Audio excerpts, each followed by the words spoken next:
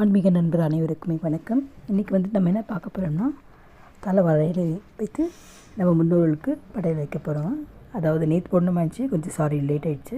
First தலை வளையல் வச்சாச்சு. அதுக்கடுத்ததாக நம்ம வடை வச்சுக்கலாம். இது எல்லாமே ஒற்றை படையில் வைக்கணும்னு சொல்லுவாங்க. அதில் 3 வடை வச்சுருக்கேன். காய்பொரியல், அவரைக்காய் காய்பொரியல் வச்சுருக்கேன். அதுக்கடுத்ததாக தயிர் சாதம் எள்ளு கலந்து வச்சுக்கலாம். ரொம்ப ரொம்ப இம்பார்ட்டண்ட்னாக்கா வாழைக்காய் பொரியல் இம்பார்ட்டண்ட்டுங்க, அது வச்சுருக்கேன். அதுக்கு அடுத்ததாக வெள்ளை சாதம் வச்சுக்கிறேன். நல்லா சுட சுட வச்சுருக்கேன் பாருங்க, சூப்பராக இருக்குது. கூடவே குழம்பு சேர்த்துக்கலாம். என்ன காய் வேணால் சேர்த்துக்கலாம். அதில் இம்பார்ட்டன்ட் முருங்கைக்காய் இருக்கணும்னு சொல்லுவாங்க.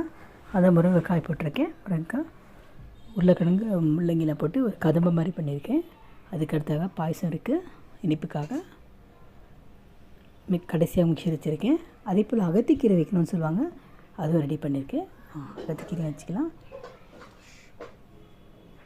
இந்த மாதிரி பூஜை செய்தால் ரொம்ப நல்லதுன்னு சொல்லுவாங்க. தவறாமல் இந்த பூஜை செய்ய ரொம்ப நல்லது. அப்படி செய்ய முடியாதவங்க அட்லீஸ்ட்டு வீட்டில் என்ன இருக்கோ அதை வச்சு கூட பூஜை பண்ணலாம். நம்ம முன்னோரில் ஆசீர்வாதம் கண்டிப்பாக நம்மளுக்கு கிடைக்கும். ஓம் பித்ருவே நமஹ, பித்ருவே நமஹ, பித்ருவே நமஹ.